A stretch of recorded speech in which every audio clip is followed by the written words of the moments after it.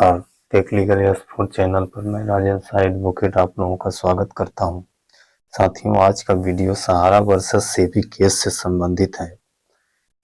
वह 10 सवाल आज के वीडियो में हम चर्चा करेंगे कि सेबी के द्वारा पूछा गया 10 सवाल जिनका जवाब न देकर आज सहारा इंडिया की जो स्थिति है यानी कि पतन की ओर है, सहारा इंडिया समाप्ति की ओर है। आखिर ये 10 सवाल कौन कौन से हैं जो सेबी के द्वारा पूछा गया था, जिनका जवाब सहारा इंडिया के द्वारा नहीं दिया गया और दिया भी गया तो गोलमोल दिया गया, जिसके कारण आज सहारा इंडिया की ये हालत है।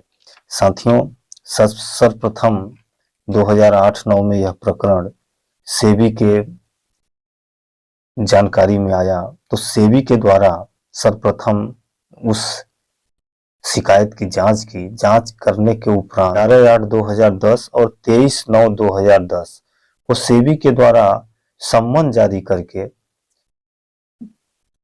सहारा इंडिया से 10 बिंदुओं पर जानकारी चाही गई, लेकिन सहारा इंडिया के द्वारा इन 10 बिंदुओं की जानकारी न तो सेबी को दिया, न ही सैट को दिया, जो ट्रिब्यूनल है सैट को दिया, और न ही ये जानकारी माननीय सर्वोच्च न्यायालय में विचाराधीन प्रकरण में ही यह जानकारी दिया और अपने झूठे तथ्यों के आधार पर सिर्फ एक बात पर अटल रही, एक बात पर अडिग रही कि सेबी को हमारे प्रकरण की जांच करने की अधिकारिता नहीं है।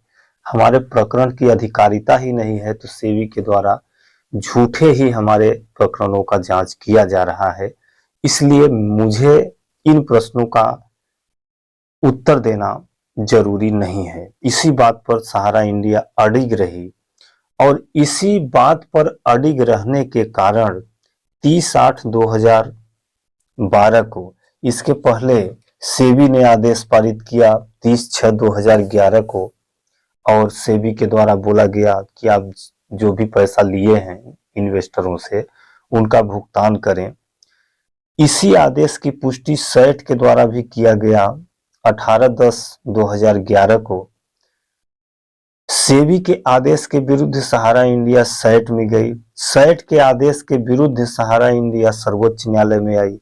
सर्वोच्च न्यायालय ने भी सेबी और सैट के आदेश की पुष्टि की और यह के वीडियो में चर्चा करने जा रहे हैं कि आखिर सेबी ने कौन कौन से 10 सवाल किए थे। आइए हम सेबी का सवाल पूछा गया। पहला प्रश्न, detail recording filing of prospector red herring prospector with ROC for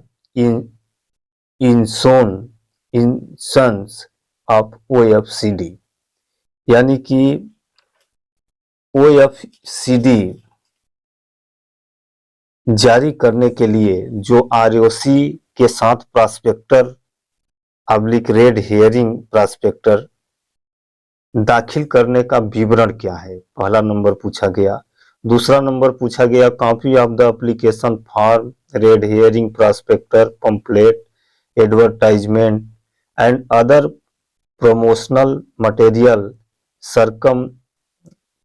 circulate for insurance of OFCD, यानी ओएफसीडी जारी करने के लिए आवेदन फॉर्म, प्रॉस्पेक्टर, पंपलेट, विज्ञापन और अन्य प्रचार सामग्री का विवरण।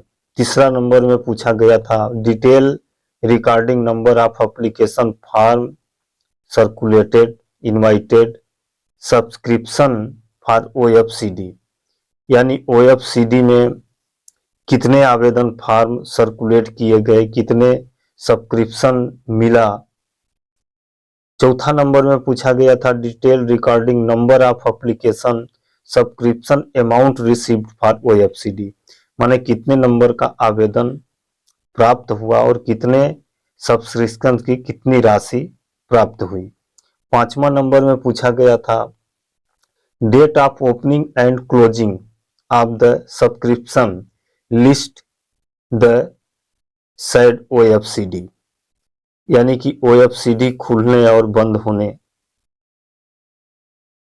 का डेट क्या है। छठवां नंबर में पूछा गया number and list of LOT for said OFCD and number of OFCD allotted and value of such allotted against each allotted name। माने एलॉटी नेम के साथ कितने लोगों को अलॉट किया गया, कितने राशि की वैल्यू प्राप्ति हुई, नाम के साथ ब्यौरा दीजिए। सातवां नंबर में पूछा गया डेट ऑफ अलॉटमेंट ऑफ ओएफसीडी। ओएफसीडी जारी करने, अलॉटमेंट करने का तिथि क्या है, आवंटन की तिथि। आठवां नंबर में पूछा गया copy of the minimum minutes board committee meeting in which the resolution as has been pass for allotment. माने यह अलॉटमेंट जारी करने के लिए जो बोर्ड और समिति की जो बैठक हुई, तो बैठक का क्या रिसोल्यूशन पास हुआ, क्या प्रस्ताव पास हुआ, उसकी कॉपी। नौवां नंबर में पूछा गया कॉपी ऑफ फॉर्म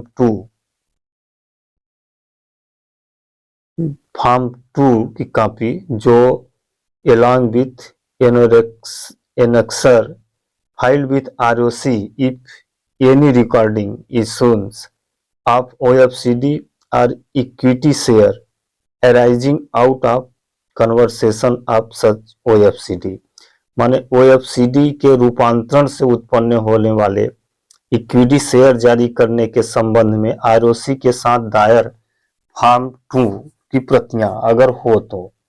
10वां नंबर में copy of the annual report file with registrar of company for the immediately proceeding 2 financial year. माने 2 साल का वार्षिक रिपोर्ट जो कंपनी के रजिस्ट्रार के यहाँ पेश किया गया हो। इस तरह से साथियों 10 सवाल सेबी के द्वारा पूछा गया था। ये सवाल हालांकि जायज था या नहीं था, लेकिन सहारा इंडिया इस बात पर अडिग थी कि हमने इस किसी भी सवालों का पालन नहीं किया है, और पालन इसलिए नहीं किया है कि हमारी कंपनी आपके अधिकार क्षेत्र में नहीं आती है, इसलिए इन सवालों का उत्तर देना मेरे लिए आवश्यक नहीं है और न ही मैं इसका पालन किया हूं। माने इनका उत्तर सहारा इंडिया के द्वारा आज दिन तक भी नहीं दिया गया, जिसके बदौलत ये कार्यवाही हुई। और यह कार्यवाही क्यों किया गया, जो इसका एक जजमेंट बहुत महत्वपूर्ण है, जो मई में 6/5/2014 को माननीय सर्वोच्च न्यायालय के द्वारा आपराधिक पिटीशन जो फाइल की गई थी, जो इनको जेल भेज दिया गया था 25/2 को, तो 4/3/14 को जो सुनवाई हुई, उस सुनवाई में महत्वपूर्ण जजमेंटों का जिक्र किया गया है। ये 4/3/14 को जेल भेजा गया था, जिसकी सुनवाई ये लगभग मई में हुई थी, जिसमें महत्वपूर्ण जजमेंटों का जिक्र किया गया था। उसके हिसाब से तो अब ऐसा प्रतीत होता है कि सहारा इंडिया के प्रति अब पुनः संचालन हो सके या पुनः सहारा इंडिया का कार्य संचालित हो सके, ऐसा प्रतीत नहीं होता। उस जजमेंट में इतने कठोर तथ्यों का प्रयोग किया गया है। फिर भी जो भी होता है, आज हम इन 10 महत्वपूर्ण प्रश्नों का उल्लेख आप लोगों के सामने किए। आगे के वीडियो में हम बताएंगे कि किन 10 विफलताओं के कारण सहारा इंडिया का संचालन अब आगे संभव नहीं है। इसी जजमेंट में उन 10 विफलताओं का भी जिक्र किया गया है, जिसको हम अगले वीडियो में बताएंगे। तब तक के लिए मुझे आज्ञा दीजिए। नमस्कार।